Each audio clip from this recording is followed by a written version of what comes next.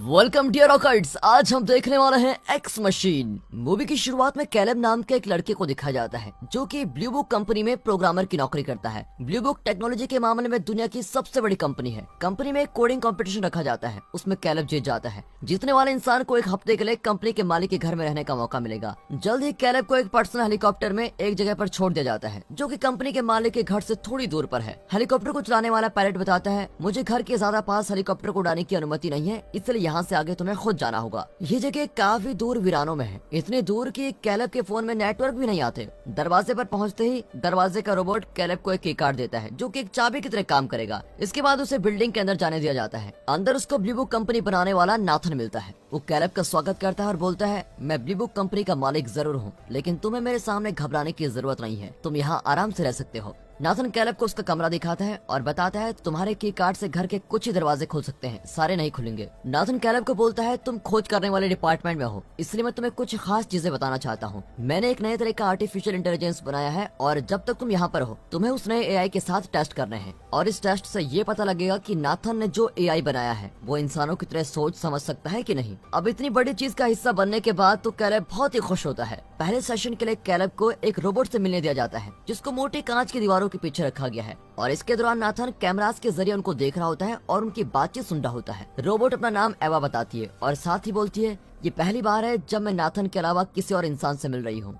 अब कैलेब उससे पूछता है, तुम्हें बात करना किसने सिखाया? जिसके जवाब में एवा बोलती है, मुझे हमेशा से ही बोलना आता है। ये एक अजीब बात है क्योंकि इंसानों को तो बोलना सीखना पड़ता है, लेकिन मुझे नहीं सीखना पड़ा। पहले टेस्ट के बाद कैलेब नाथन को बोलता है, सर मैं तो आपके आविष्कार से बहुत ही प्रभावित हो गया हूँ, ये खोज तो पूरी दुनिया को हिलाकर रख देगी। वो साथ ही बोलता है कि एवा इतने अच्छे से बात कर रही थी कि अगर उसे इंसानों की तरह चमड़ी से ढक दिया जाए तो कोई इसको पहचान भी नहीं पाएगा कि ये रोबोट है। अब रात को जब कैलेब कैमरा से एवा को देख रहा होता है तभी बिजली चली जाती है और बिजली बनाने वाले जनरेटर शुरू हो जाते हैं। वो अपने कमरे का दरवाजा खोलने की कोशिश करता है लेकिन खुल नहीं पाता और कुछ देर के लिए वो बहुत घबरा जाता है कि हो क्या रहा है। थोड़ी देर में बिजली आ जाती है और वो बाहर जाकर इधर उधर घूमने लगता है। फिर वो एक कमरे में अपना की कार्ड का इस्तेमाल करके जाता है। अब इधर उधर देखते हुए वो चौंक जाता है क्योंकि वहाँ पर नाथन शराब पीकर बैठा हुआ है। नाथन बोलता है कि तुम बिजली जाने पर कमरे से इसलिए नहीं निकल पाए क्योंकि मैंने इस सिस्टम को ऐसे डिजाइन किया है। वो आगे बोलता है कि मुझे नहीं पता कि वैसे बिजली क्यों गई, लेकिन कैलेब तुम आराम से अपने कमरे में जाओ और इस बारे में ज्यादा मत सोचो।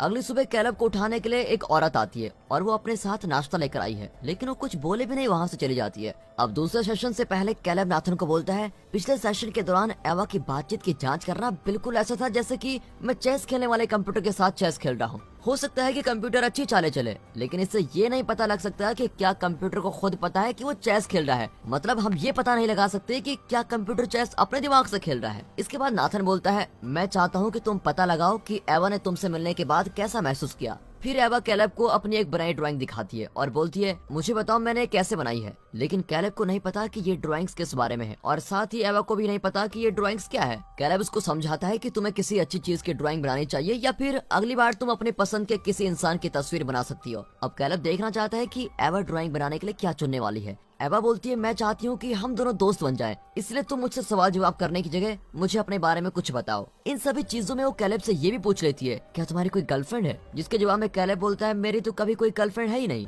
कैलेब साथ ही बताता है कि जब मैं 15 साल का था तब एक कार एक्सीडेंट में मेरी मम्मी पापा मर गए थे। उस एक्सीडेंट में सिर्फ मैं ही जिंदा बच पाया। मैं पहले एक जगह कोडिंग का काम करता था और फिर मैं जल्द ही ब्लू बुक कंपनी में काम करने लगा हूँ। एवा पूछती है कि क्या नाथन एक अच्छा दोस्त है कि नहीं, जिसका जवाब कैलेब हाँ के साथ देता है। अचानक से एक और बार बिजली चली जाती है जिससे सभी कैमरास बंद हो जाते हैं। ऐसा होते ही एवा बोलती है, तुम नाथन के बारे में गलत सोच रहे हो, वो तुम्हारा दोस्त नहीं है, तुम्हें उसकी बोली किसी भी बात पर विश्वास नहीं करना चाहिए। फिर जैसे ही बिजली वापस आती है तो कैलेब सोच में पड़ जाता है कि एवा ने उसको ये सब कुछ क्यों बोला। अब रात के खाने के समय कैलेब देखता है कि नाथन क्योको पर गुस्सा कर रहा है क्योंकि गलती से उसने मेज पर शराब गिरा दी है। क्योको वही औरत है जो सुबह कैलेब का नाश्ता लेकर आई थी। अब नाथन कैलेब को बताता है, क्योको ना ही इंग्लिश बोल सकती है और ना ही समझ सकती है। मैंने इसको इसीलिए काम पर रखा है ताकि जब मैं कोई जरूरी और खुफिया बातें कर रहा हूँ तो कोई भी इसको समझ न पाए और ऐसा करने से मेरी बातें बाहर के लोगों तक नहीं पहुँच पाएंगी। अब नाथन को क्योको के साथ बुरा व्यवहार करते देखकर कैलेब को लगता है कि एवा नाथन के बारे में कुछ हद तक तो सही बोल रही थी।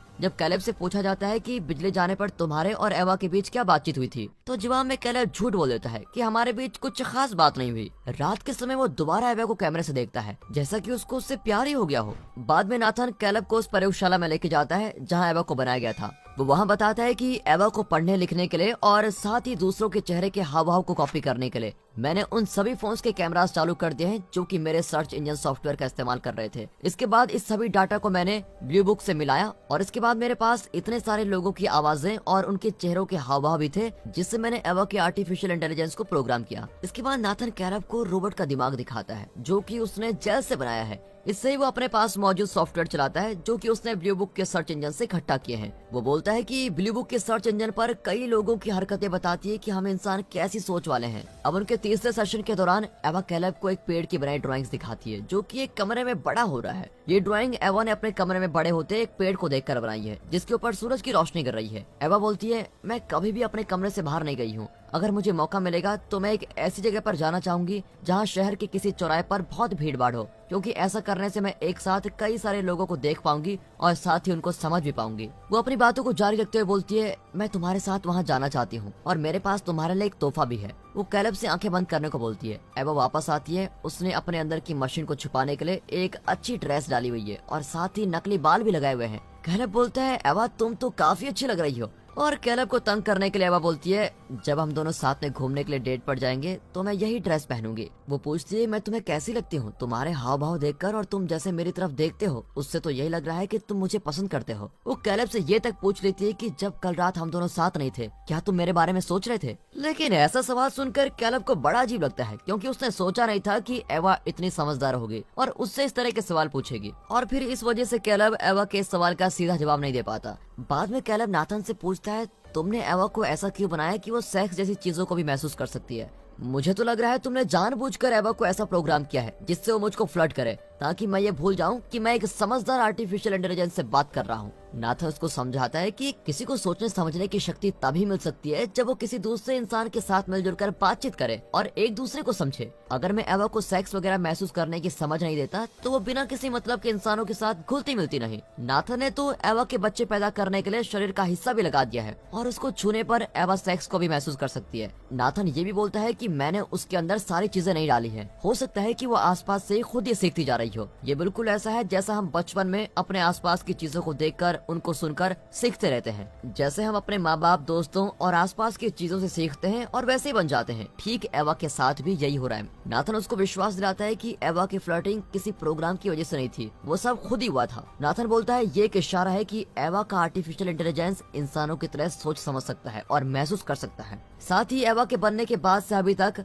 नाथन ही वो आदमी है जिससे वो अभी तक मिली थी, इसीलिए वो एवा के पापा की तरह है। लेकिन एक नए अजनबी कैलेब के आने की वजह से और उससे मिलने पर एवा की सेक्स वाली भावनाएं पहली बार बाहर आई है। अब चौथे सेशन के दौरान कैलेब एवा को मैरी नाम की एक वैज्ञानिक की कहानी सुनाता है जिसको पैदा होने के बाद से एक काले और सफेद कमरे में रखा गया था। मैरी को सारी जिंदगी चीजों के गुण, वेवलेंथ्स, न्यूरोलॉजिकल इफेक्ट्स और कलर्स के बारे में सिखाया गया था। एक दिन उसको अपने कमरे से बाहर जाने दिया गया और उसने पहली बार रंगों को देखा। तब उसको महसूस हुआ कि हमेशा से मुझे रंगों के बारे में बताया गया और उनके बारे में बहुत कुछ सिखाया गया, लेकिन मुझे ये नहीं सिखाया कि रंगों को देखकर कैसा महसूस होता है। एवा भी उस मैरी नाम की औरत की तरह है जो कि अपने काले सफेद कमरे में रहती थी और नाथन ने कैलेब को भेजा है ताकि वो पता लगा सके कि एवा इंसानों की तरह सोच समझ सकती है कि नहीं। बिजली के दोबारा जाते ही एवा बोलती है, मुझे इस बात से बहुत बुरा महसूस होता है। फिर कैलेब उससे पूछता है, तुमने मुझे उस दिन ऐसा क्यों बोला था कि नाथन की बात पर मुझे विश्वास नहीं करना चाहिए? जिसके जवाब में एवा बोलती है, वो एक अच्छा दोस्त नहीं है क्योंकि वो हमेशा ही झूठ बोलता है। कैलेब को लगता है ये बिजली का बार बार जाना नाथन ने जानबूझकर कर रहा होगा। वो शायद देखना चाहता है कि जब हमें कोई नहीं देख रहा होता है तो हम क्या करते रहते हैं। जिसके जवाब में एवा बोलती है, ये बार बार बिजली का जाना मेरी वजह से होता है। मैं ही बिजली को वापस चार्जिंग प्लेट में भेज रही हूँ ताकि मैं पता लगा सकूं कि जब हमको कोई नहीं देख रहा होता है तो तब हम क्या करते हैं। बाहर घूमते हुए कैलेब नाथन का सामना करता है और बोलता है, मुझे पता है कि मैं प्रोग्रामिंग की प्रतियोगिता नहीं जीता था क्योंकि नाथन तुम किसी को भी अपनी मर्जी से चुन सकते थे। तब नाथन बताते हैं कि प्रतियोगिता तो सभी लोगों की आंखों पर एक पर्दा डालने का तरीका था ताकि किसी को पता न चले कि मैं यहाँ पर क्या कर रहा हूँ। मैंने तुम्हें चुपचाप इसलिए चुना क्योंकि तुम मेरी कंपनी के सबसे अच्छे प्रोग्रामर हो और मुझे पूरा विश्वास था कि तुम एवा के टेस्ट के लिए बिल्कुल सही सवाल जवाब कर सकते हो क्योंकि तुम बहुत होशियार हो। अब ये जवाब सुनकर कैलेब के मन में चल रहे सभी शक खत्म हो जाते हैं। फिर अपने कमरे में तरोताजा होते हुए कैलेब देखता है कि नाथन एवा के कमरे में जा रहा है और वहाँ से निकलने से पहले वो एवा की बनाई ड्राइंग को फाड़ देता है। एवा के साथ ऐसा बुरा व्यवहार होता देखकर कैलेब को भी बहुत बुरा लगता है और उसको गुस्सा भी आता है। अब 5वें सेशन के दौरान एवा कुछ गंभीर सवाल पूछती है। कैलेब, मानो अगर मैं सभी टेस्ट को पास नहीं कर पाती हूँ तो क्या तुम जानते हो कि मेरे साथ क्या किया जाएगा? क्या मुझे हमेशा के लिए बंद कर दिया जाएगा? कैलेब इस बात का कोई जवाब नहीं दे पाता। वो आगे पूछती है, मेरे साथ ऐसा क्यों हो रहा है कि अगर मैं टेस्ट पास नहीं कर पाऊंगी तो मुझे स्विच ऑफ कर दिया जाएगा? सोचो अगर इंसानों पर भी कोई ऐसे टेस्ट करता तो टेस्ट पास न करने पर उनको भी ऐसे बंद कर दिया जाता। अगर इंसानों के साथ ऐसा नहीं होता तो मेरे साथ ऐसा क्यों होना चाहिए? इसके बाद एवा कैलेब को एक सफेद काले रंग की ड्राइंग दिखाती है जो कि नाथन ने पहले फाड़ दी थी। बाद में कैलेब नाथन से पूछता है, एवा की जांच और सभी टेस्ट होने के बाद एवा के साथ क्या किया जाएगा? जवाब में नाथन बोलता है, मैं पहले तो एवा का दिमाग डाउनलोड करूंगा और उसकी सभी यादें मिटा दूंगा। फिर थोड़े नए और अच्छे कोर्स के साथ मैं एक बेहतर मॉडल बनाऊंगा। सबसे बेहतर और सबसे अच्छा आर्टिफिशियल इंटेलिजेंस बनाने के लिए एवा एक बहुत बड़ा इंपॉर्टेंट टूल है। वो आगे बोलता है, तुम्हें एवा के लिए बहुत बुरा महसूस करने की जगह खुद के लिए बुरा महसूस करना चाहिए, क्योंकि भविष्य की मशीन्स हम लोगों को घिनौनी नजर से देखेंगे, बिल्कुल वैसे जैसे हम पुराने समय के लोगों की हड्डियों को अफ्रीका की धरती पर देखते हैं। उसी शाम नाथन हमेशा से भी ज्यादा शराब पी लेता है और बहुत ही ज्यादा नशे में होता है। जब वो अपने सोफे पर सो गया होता है तो कैलेब उसका केक काट लेता है और कैमरे की रिकॉर्डिंग रखने वाले कमरे में चला जाता है। उसको ऐसी बहुत सारी वीडियोस मिलती हैं जिसमें नाथन रोबोट्स बना रहा है, लेकिन उन रोबोट्स के साथ बहुत बुरा व्यवहार किया जाता है। अगर कोई बाहर भागने की कोशिश करता तो उस रोबोट को तबाह कर दिया गया था। एक और कमरे में कैलेब को बहुत सारे रोबोट्स के ढांचे मिलते हैं जिनको नाथन ने बनाया था, लेकिन वो अच्छे से नहीं बने थे। क्योंकि अपने कमरे में होती है और अपनी चमड़ी उतार रही होती है। अब कैलेब ये देखकर हैरान हो जाता है कि जिसको वो अभी तक एक असली इंसान समझ रहा था वो असल में एक रोबोट है। अब कैलेब जाकर नाथन को उसका केक काट देता है और झूठ बोलता है, ये मुझे बाहर गिरा हुआ मिला, शायद आपने नशे में वहाँ पर गिरा दिया होगा। उसी रात कैलेब शेव करने वाला एक ब्लेड लेता है और खुद की चमड़ी काट देता है। ऐसा करके वो देखना चाहता है कि वो खुद भी एक रोबोट तो नहीं है, क्योंकि क्योको को देखने के बाद से उसे अपने इंसान होने पर शक हो गया है। अब उनके 6th सेशन के दौरान एवा एक और बार बातचीत के बीच में बिजली काट देती है और कैलेब उसको बोलता है कि तुम नाथन के बारे में बिल्कुल सही सोच रही थी। और अब पता चलता है कि नाथन एवा की आर्टिफिशियल इंटेलिजेंस में दोबारा बदलाव करेगा, जो कि एवा को जान से मार देने के बराबर है। एवा बोलती है, प्लीज तुम मेरी मदद करो, जिसके जवाब में कैलेब बोलता है, तुम ज्यादा फिक्र न करो, हम कल यहाँ से भाग जाएंगे। कैलेब का प्लान यह है कि पहले वो नाथन को शराब के नशे में धुत करेगा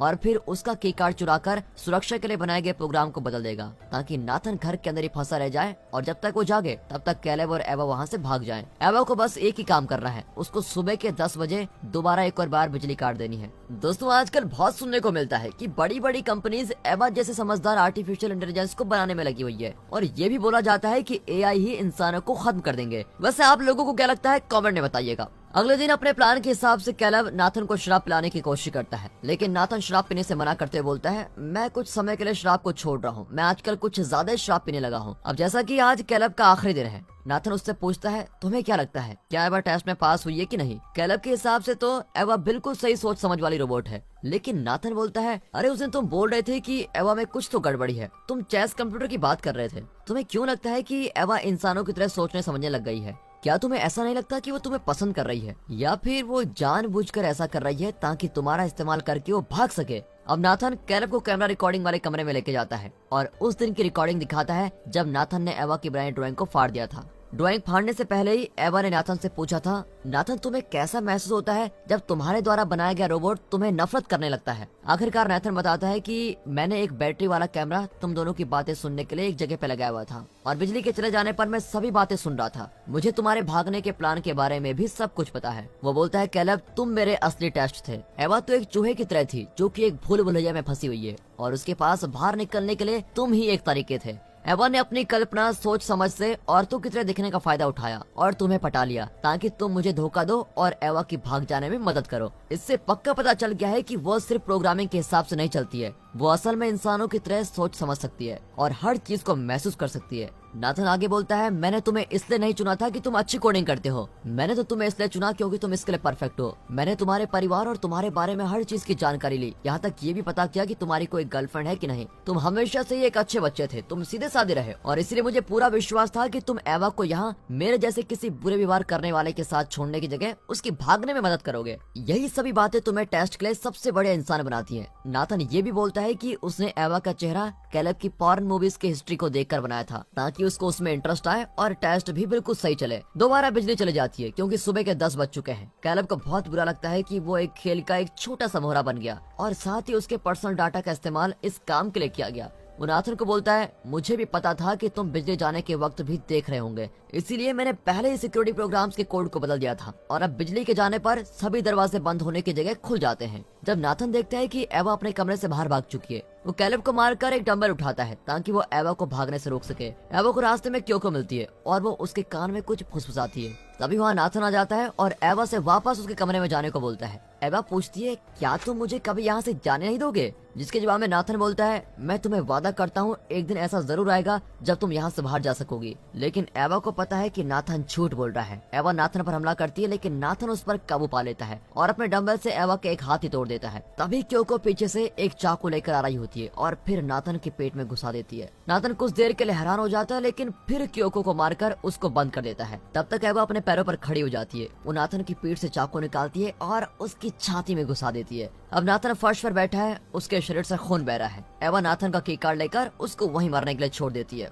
अब ये आखिरी सेशन है। एवा उस कमरे में जाती है जिसमें कैलेब है और बोलती है, तुम कुछ समय यहाँ मेरा इंतजार करो, मैं जल्द ही तुम्हें लेने आती हूँ। और कैलेब इसके लिए मान जाता है। वो जाती है और नकली चमड़ी और नकली बाल लगा लेती है। उसने अपने अंदर की मशीन्स को छुपाने के लिए बड़े अच्छे से अपने आप को तैयार कर लिया है। वो अपने टूटे हुए हाथ की जगह एक नया हाथ लगा लेती है और सफेद रंग की एक ड्रेस डाल देती है और बिल्कुल परफेक्ट बनती है। इस सब के दौरान कैलेब दूसरे कमरे से उसको देखता रहता है। वो बाहर जाती है और घर के बाहर दरवाजा बंद करके निकल जाती है। वो कैलेब को वहीं छोड़ देती है। कैलेब उसको बुलाने की कोशिश करता रहता है लेकिन एवा तो उसकी तरफ देखती भी नहीं है। अब एवा पहली बार बाहर आई है और देखकर हैरान हो जाती है कि बाहर की दुनिया कितनी सुंदर है। घर के अंदर कैलेब कंप्यूटर को हैक करने की कोशिश करता है लेकिन तभी बिजली चली जाती है। अब वो नाथन का मरा हुआ शरीर नीचे देखकर बहुत डर जाता है। उसको भी पता है कि अब वो मर जाएगा और साथ ही ये भी बहुत मुश्किल है कि कोई उसको यहाँ पर बचाने आए। एवा देखती है कि एक हेलीकॉप्टर वहाँ पर आ रहा है जो कि असल में कैलेब को लेने आया है, लेकिन एवा वहाँ चले जाती है और किसी तरह से पायलट को अपनी बातों में फंसा लेती है और खुद हेलीकॉप्टर से वहाँ से चल जाती है। आखिर में एवा को एक बड़े शहर के चौराहे पर दिखाया जाता है, बिल्कुल वैसे ही जैसे उसने सोचा था। और दोस्तों इसी के साथ ये मूवी यहाँ पर खत्म होती है। जाने से पहले मैं आपको एक ऐसी मूवी सजेस्ट करना चाहूंगा जिसमें एक माँ अपने बच्चे को बचाने के लिए कैमरे का रिवाइंड बटन दबा देती है और उससे टाइम भी पीछे हो जाता है। फिर उसको अपने बच्चे को बचाने में बार बार कैसी परेशानी आती है, यही आप इस मूवी में देखोगे जिसका नाम है रिवाइंड। बाकी अगर आपको मूवी अच्छी लगी हो, वीडियो अच्छी लगी हो, एक्सप्लेनेशन अच्छा लगा हो, वीडियो को लाइक कीजिएगा।